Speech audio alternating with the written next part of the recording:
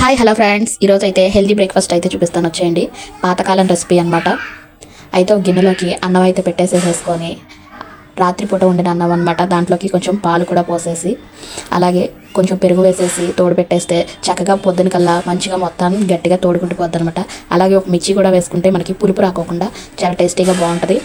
ఇంకా ఇరిపేసేసి వేస్తున్నాను అనమాట. ఇంకా తెల్లారికి చక్కగా గడ్డ పెరుగులాగా రైస్తో తయారైపోద్ది. చాలా బాగుంటుంది తినడానికి.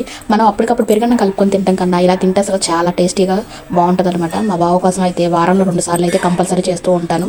ఇంకా ఆనియన్స్ అలాగే కొంచెం ఉప్పు కొంచెం వాటర్ కూడా వేసేసి మిక్స్ చేసేసుకుంటే మనకి తినడానికి చెద్దన్నం పెరుగు రెడీ అయిపోతుంది. ఇది హెల్దీ అండ్ అలాగే మనకు ఆరోగ్యానికి కూడా చాలా చలవగా ఉంటుంది, బాగుంటుంది. మనకి ఏ కాలంలో అయినా కానీ ఎండలు అయితే బీభత్సంగా ఉంటున్నాయి కాబట్టి ఇలాంటి బ్రేక్ఫాస్ట్ తినడం వల్ల రోజల్లా ఎనర్జీగా హెల్దీగా ఉంటారు. కాబట్టి ట్రై చేయండి మీరు కూడా. అలాగే ఒక లైక్ చేయండి. Bye friends, bye. నెక్స్ట్ వీడియోలో